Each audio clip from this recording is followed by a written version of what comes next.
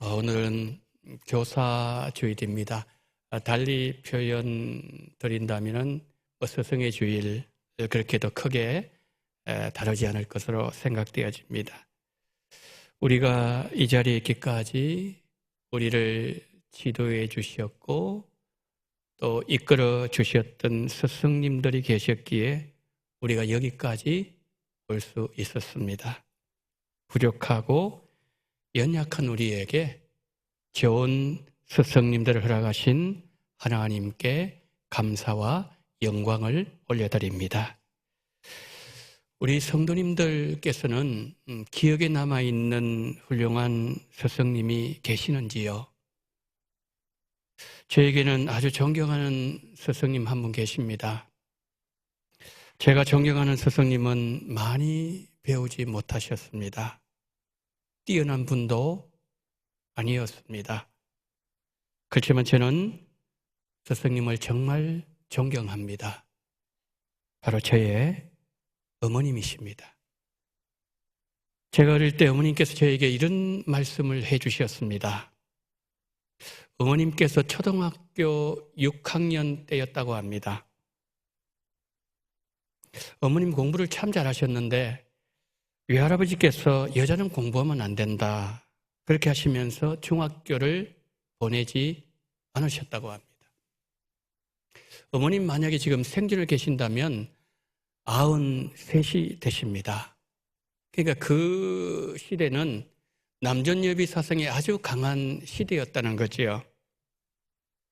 어머님은 정말 공부하고 싶으셨어요. 정말 간절하셨지만 할아버지가 학교에 보내주지 않으셔서 어떻게 어린 그 아이가 할 도리도 없고 그냥 낙심하고 절망하고 있었습니다. 그때 6학년 담임 선생님께서 그 소식을 듣고서 집으로 찾아오셨답니다. 많은 선생님들 계셨는데 특히 6학년 담임 선생님께서 어머님을 아주 이뻐하셨고 너무너무 사랑하셨답니다. 그래서 외할아버지 집으로 찾아오셨답니다. 그래서 선생님이 외할아버님한테 이렇게 말씀을 하셨습니다. 아버님, 이 아이가 그렇게 공부하고 싶어하고 공부를 너무 잘하는데 중학교 꼭 보내주세요. 앞으로 큰일 할 사람입니다. 그러나 외할아버지는 아주 강경하게 허락을 안 하셨어요. 그저 선생님이 이번에는 이런 말씀을 하셨다고 합니다. 그러면 학교만 보내주시면 학비를 책임지겠습니다. 이것까지도 말씀하셨는데도 외할아버님은 끝내 거부하셨답니다. 하고 싶은 공부 못하고 중학교 들어가지 못한 것 평생 어머님은 한이 되셨다고 합니다. 제가 초등학교 때 책을 많이 읽어야 훌륭한 사람이 될 수 있다고 말씀하시면서 어느 날 어머님께서 위인전 100권, 한 이 정도 됐습니다. 이렇게 100권을 사오신 거예요. 그때 제가 아주 감명 깊게 읽었던 책 중에 하나가 코난 도일이 쓴 셜록 홈즈의 모험이라는 책이었습니다. 저는 어릴 때 책을 통해서 많은 훌륭한 위인들을 만날 수 있게 되었고 제가 늦은 나이에 박사과정을 공부한 것도 어머니의 영향이 가장 컸습니다. 제가 감명 깊게 읽었던 책 한 권을 소개하고 싶습니다. 이숙녀 전도사님이 쓴 하늘의 미랄이 땅에 떨어져라는 책입니다. 전도사님에게는 6명의 자녀들이 있었는데 아들 4명이 있었는데 다 4명을 목사로 만드셨어요. 이미 소천하셨지만은 광림교회 김선도 원로 목사님, 금남교회 김홍도 원로 목사님, 그리고 은퇴하신 임마누엘교회 김국도 목사님, 21세기 교회 김건도 목사님을 믿음으로 키운 어머님이십니다. 책에 이런 내용이 있습니다. 결혼하고서 얼마 되지 않았을 때 남편이 독립운동한다면서 집에 있는 모든 돈 될 것은 다 모아서 만주로 가버리셨어요. 그러니까 그 시대는 한 끼 밥 먹는 것도 걱정해야 될 그 시절이었는데 그러니까 어머님 홀로 그것도 6자녀를 키우는데 얼마나 고생을 많이 했겠습니까? 그러니까 아이들은 늘 배가 고픈 거예요. 매일마다 배가 고픈. 그래서 어느 날 이 아들 홍도가 학교를 마치고 집으로 돌아오다가 배밭이 하나 있었는데 그 배밭에 보니까 주인이 없고 그 배 하나가 이렇게 땅에 떨어져 있는 거예요. 그래서 그것을 가지고 왔어요. 배가 고팠어. 집으로 이제 가지고 왔는데 어머니가 보니까 아들 손에 배가 하나 있는 거예요. 그리고 어디서 났냐 물었습니다.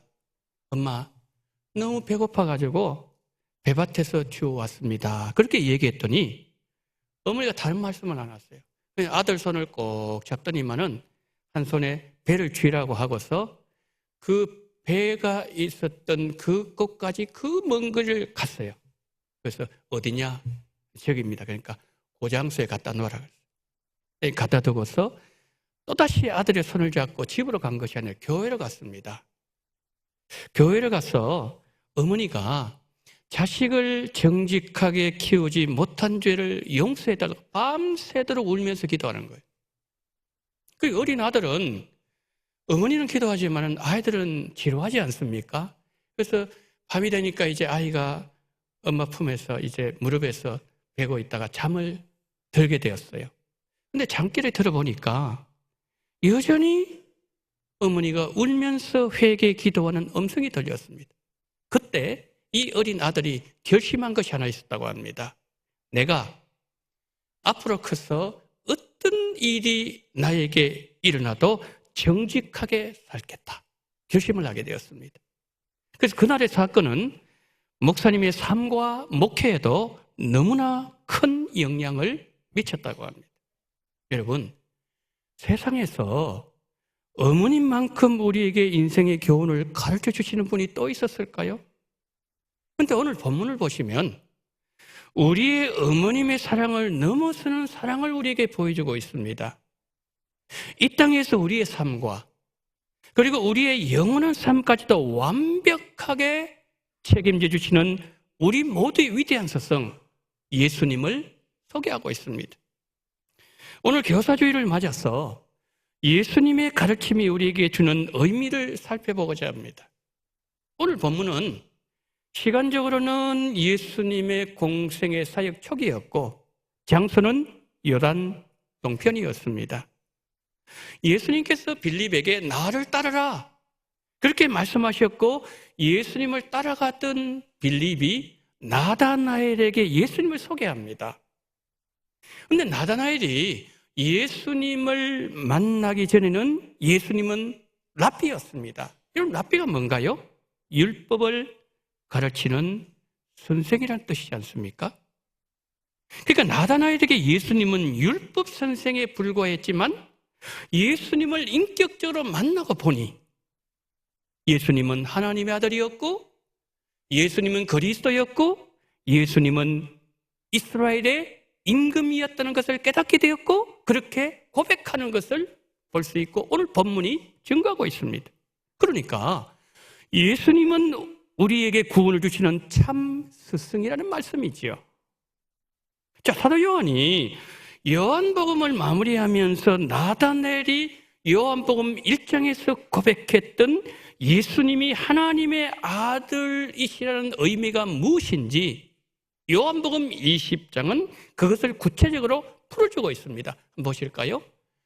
오직 이것을 기록함은 너희로 예수께서 하나님의 아들 그리스도심을 믿게 하려 하며 또 너희로 믿고 그 이름을 힘입어 생명을 얻게 하려 함이니라. 무슨 말씀이죠? 예수님은 하나님의 아들 그리스도임을 믿게 하려고 그리고 또 하나 생명이란 것은 오직 예수님을 통해서만 하나님께서 주신다는 사실을 알게 하려고 요한복음을 기록했다는 것이죠. 자, 요한복음을 기록한 목적을 말한 이후에 이어지는 요한복음 21장에서 또 하나의 사건을 기록합니다. 그것은 디베라 바닷가로 베드로를 찾아가신 사건입니다. 여러분, 사도 요한이 바로 앞부분에서 요한복음을 기록한 목적을 앞장에서 이미 밝혔는데, 결론을 이미 다 말했는데 또 다른 사건을 기록하는 것은 여러분 어떤 의미를 주는 말씀일까요? 죽음을 이기시고 부활하신 예수님을 만나는 자에게는 인생의 변화가 일어난다는 것이고, 부르심에 합당한 삶을 살게 된다는 것을 베드로를 통해서 보여주고 있다는 것이죠. 제가 앞에서 말씀드렸죠. 예수님은 우리 인류의 위대한 스승이라고 말씀드렸는데, 그러면 예수님은 어떤 점에 있어서 탁월한 인류의 스승이신 것일까요? 요한복음 14장 6절입니다. 예수께서 이르시되 내가 그 길이요 진리요 생명이니 나로 말미암지 않고는 아버지께로 올 자가 없느니라. 예수님께서 우리의 위대한 스승이신 것은 우리에게 천국으로 갈 수 있는 길을 열어주셨고 영원히 살 수 있는 복을 주셨기 때문이지요. 여러분, 나는 천국으로 갈 수 있는 유일한 길이라는 말씀, 그래서 너희들이 나를 따라오라, 이거는 예수님만 하실 수 있는 말씀이에요. 영생의 복도 마찬가지예요. 여러분, 죽음을 이기는 복을 주시기 위해서는 그가 죽음을 이겨야 돼요. 그러니까 영생의 복 역시 죽음을 이기신 예수님만 주실 수가 있다는 것이죠.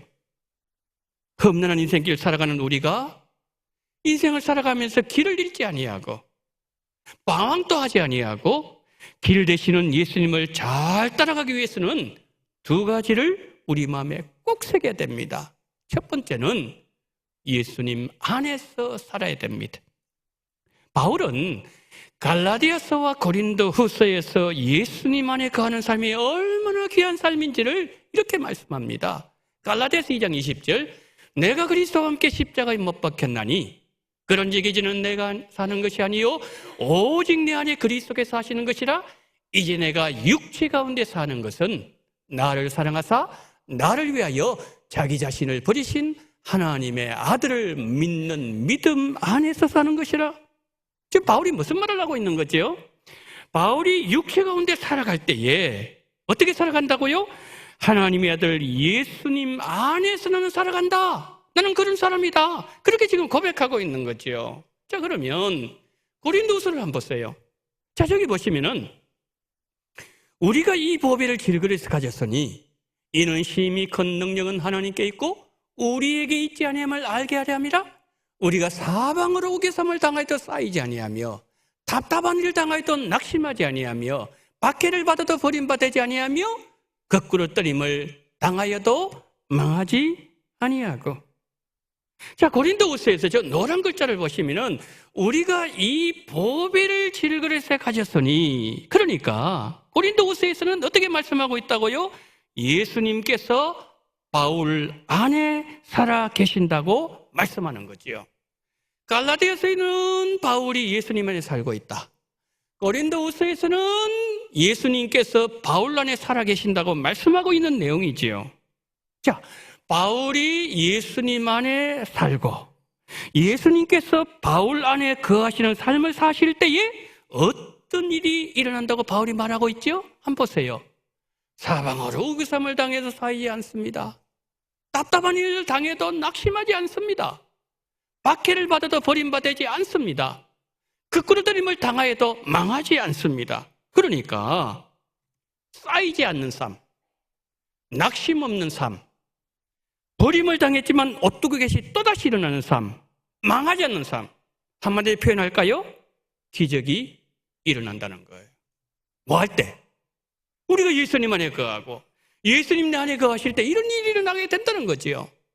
자, 예수님께서 친히 예수님 안에 우리가 거하게 될 때에 어떤 기적과 역사가 일어나는가? 예수님은 직접 말씀을 하셨어요. 자, 우리가 알고 있는 요한복음 15장 포도나무 피우지 않습니까? 거기 보시면은 예수님은 포도나무가 되신대요. 줄기가 되신대요. 우리는 뭐예요? 가지가 되신답니다. 자, 그러면서 요한복음 15장 5절 보세요. 나는 포도나무에 너희는 가지라. 그가 내 안에, 내가 그 안에 거하면 사람이 열매를 많이 맺나니 나를 떠나서는 너희가 아무것도 아무것도 할 수 없습니다. 자, 4절 보실까요?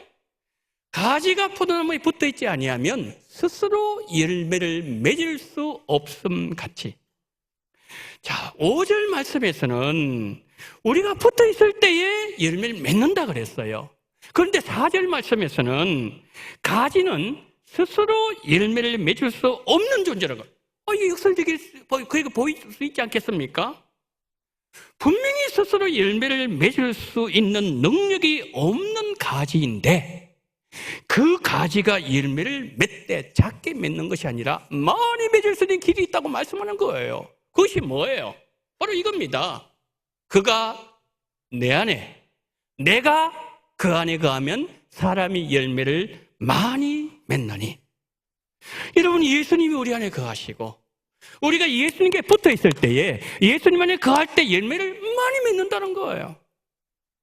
여러분, 그래요. 우리 성도들의 믿음의 열매는 우리가 예수님과 어떤 관계를 가지고 있는가? 달리 말씀드려 볼까요? 우리와 예수님과의 관계의 결과에 따라서 버림을 당하기도 하고 열매를 맺기도 하고, 그리고 열매를 많이 맺을 수도 있다는 말씀이에요. 가뭄이 나무의 노래라는 책이 있습니다. 저 책인데요, 저 책은 세계 최고의 바이올린 제작학교로 손꼽히는 독일 미텐발트 국립 바이올린 제작학교를 졸업을 했어요, 저자가. 그리고 매년 한 20대 정도 바이올린, 비올라, 첼로를 만드는 명장 마틴 슐레스키가 쓴 책입니다. 저 책에서 말한 내용을 한마디로 요약해드리면은, 한 나무가 장기의 손에서 어떻게 최고의 악기로 태어나는지를 이 책은 다루고 있습니다. 거룩한 나무라는 챕터가 있는데 그 챕터에서 이런 내용이 글이 나옵니다. 헤르만 헤세는 나무에 대해서 이런 말을 했다. 나무는 나에게 언제나 사무치는 설교자였다. 나무와 이야기할 줄 아는 사람, 나무에 귀 기울일 줄 아는 사람은 진리를 경험한다. 나무는 교훈이나 비결을 설교하지 않는다. 삶의 가장 근원적인 법칙을 노래할 뿐이다. 무슨 말일까요? 나무는 우리에게 삶의 원리를 교훈하고 있다는 말입니다. 그 책을 보면 모든 나무엔 두 갈래 길이 있답니다. 하나는 물관을 통해서 뿌리로부터 수분과 양분을 저 잎으로 올라가게 되고, 그리고 물관 바깥쪽에 있는 채관을 통해서는 단물이 뿌리 쪽으로 내려간다는 것이죠. 자, 잎이 있습니다. 가지가 있습니다. 줄기가 있습니다.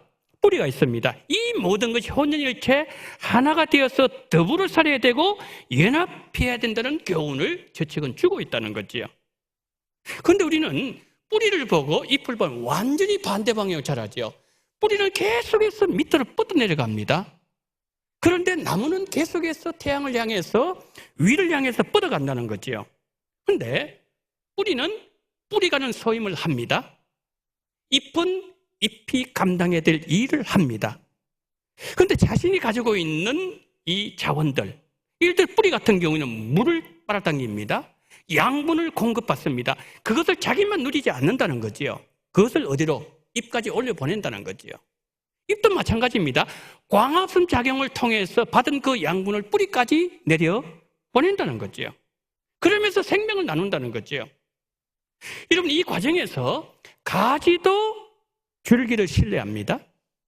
잎도 뿌리를 신뢰하면서 함께하는 것, 이것이 가장 중요한 것이라고 저자는 이 책에서 아주 강하게 강조하고 있습니다. 여러분, 우리도 마찬가지입니다. 가지인 우리가 줄기 되시고 나무 되시는 예수님과 함께하고 예수님 안에 내가 머물고 내가 예수님께 붙어 있기만 하면 예수님으로부터 주어지는 생명이 우리 안에 가득해지는 삶을 살게 된다는 거죠. 그러면 우리는 예수 생명을 충만해서 예수님을 따라가게 되고 예수님의 스승을 고백하면서 우리가 힘 있는 삶을 살 수 있다는 것이지요. 나는 예수님 안에서 살고 있다는 바울의 고백이 우리 모두의 고백이 되어지기를 축복합니다. 자, 우리가 길 대신 예수님 따라가기 위해서 두 번째, 예수님과 함께 걸어가야 됩니다. 바울은 로마서 6장에서 이렇게 말씀하지요.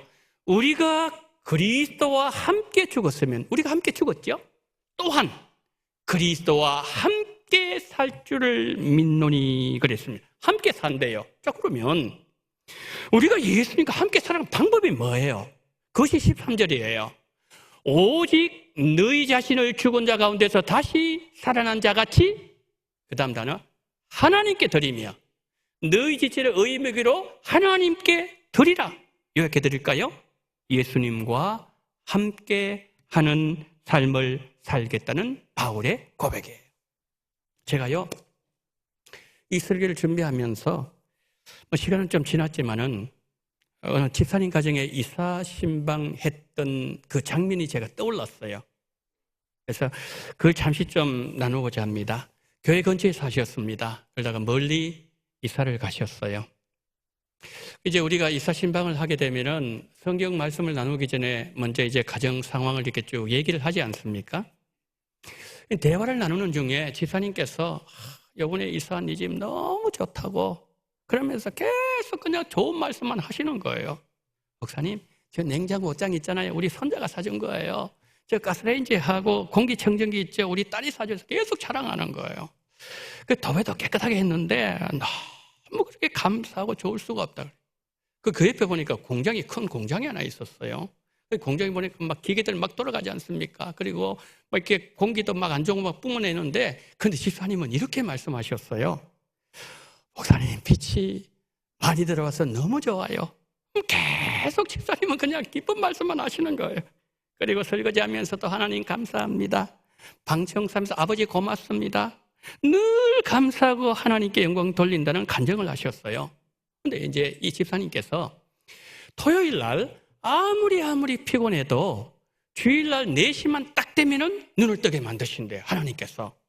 그래서 이제 교회에 오시기 위해서 옷도 깨끗하게 그리고 준비하고 마음도 준비하시고 이렇게 오시는데 몸이 조금 불편하신데 그렇게 집사님 얼굴에는 늘 기쁨이 있어요.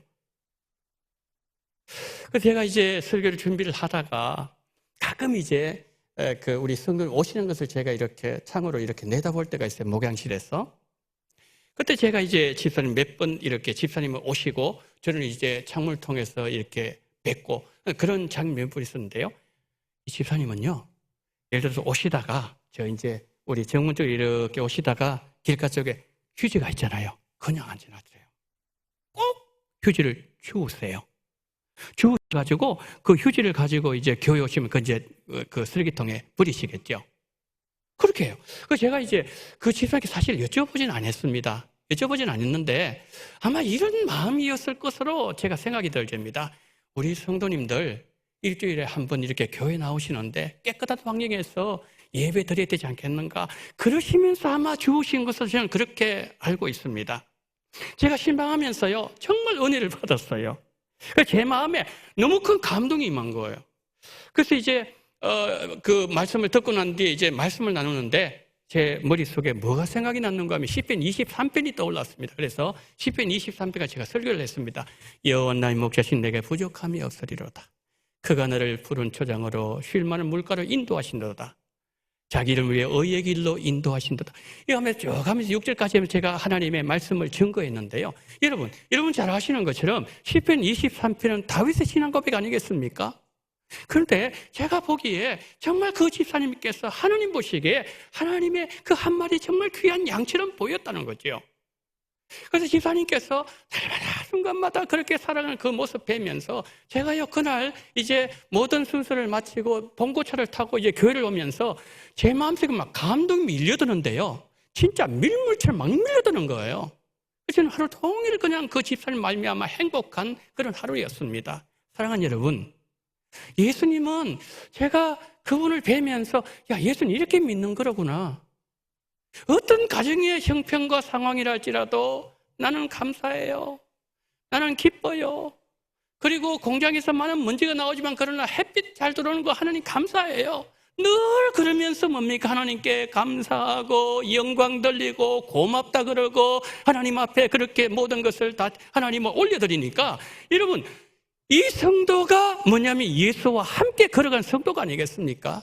사랑하는 성도 여러분, 이와 같은 역사와 은혜와 축복이 바로 우리 성도들에게 있기를 예수님을 축복합니다. 여러분, 이렇게 우리가 예수를 믿게 되면은 어떻게 주님의 그 사랑을 경험했고 주님의 그 마음이 마음속에 들어왔는데 어떻게 곁길로 나갈 수 있겠습니까? 그러니까 그렇게 예수를 믿고 따라가게 될 때에 최고의 스승으로 예수님을 믿을 수가 있다는 사실이죠. 이런 놀라운 축복이 다시 한번 우리 원동의 모든 성도님들에게 임하게 되기를 예수님을 축복합니다. 자, 설교 마무리합니다. 자, 나다나엘이 예수님 만났어요. 만났을 때에 예수님이 처음에 하신 말씀이 뭐예요? 나다나엘에게 너가 나를 보기 전에 나는 너를 보았다. 나는 너를 다 알고 있다. 너는 참으로 이스라엘 백성이다. 이렇게 예수님 평가하시는 거예요. 여러분, 우리가요 언젠가 천국 가게 되었을 때에 예수님께서 우리에게 너는 진짜 성도야, 너 진짜 나의 자녀야, 만약 그렇게 여러분 예수님께서 우리에게 평가해 주신다면 이것보다 더 큰 축복이 어디 있겠습니까? 그런데 우리는 기억해야 됩니다.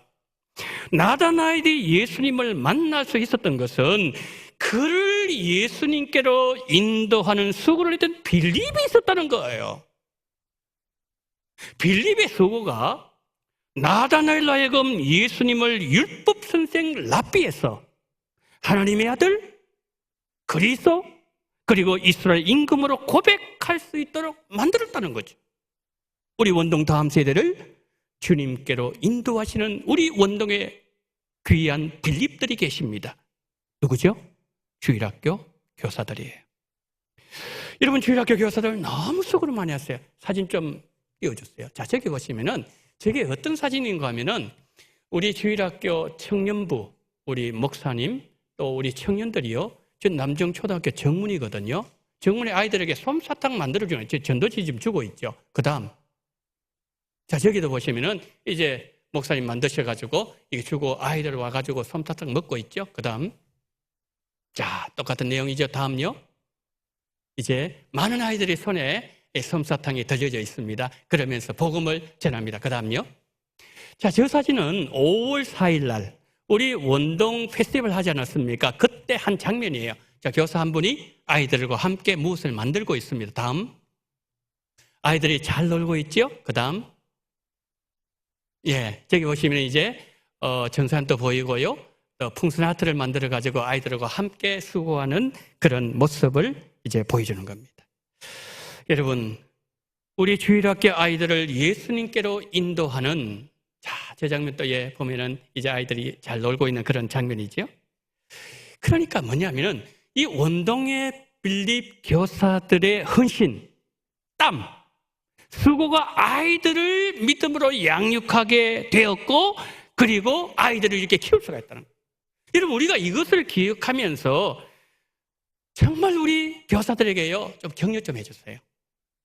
그리고 여러분 좀 하이파이브 좀 해주시고요. 그리고 기도해 주셔야 됩니다. 그리고 더 많은 관심을 기울여 주시기를 바랍니다. 아울러서 우리 성도들 생각나실 때마다 교역자를 위해서 기도해 주시기를 부탁드립니다. 저를 비롯해서 교역자들에게 부족한 부분 많이 보일 겁니다. 미숙한 모습 나타날 때 많을 것으로 생각되어집니다. 넓으신 마음으로 이해를 부탁드립니다. 선한 목자 예수님의 마음으로 성도들을 더 잘 섬길 수 있도록, 더 목양을 잘할 수 있도록 기도해 주시고 그리고 격려해 주시기를 부탁드립니다. 마지막으로 우리를 여기까지 인도하신 주님께 감사하시고 이번 한 주간 예수님을 내 인생의 가장 위대한 스승으로 모시고 예수님 안에서 하시고 예수님이 손을 잡고 예수님과 함께 걸어가는 은혜 충만한 한 주간의 삶이 되기를 예수님 이름으로 축원합니다. 아멘.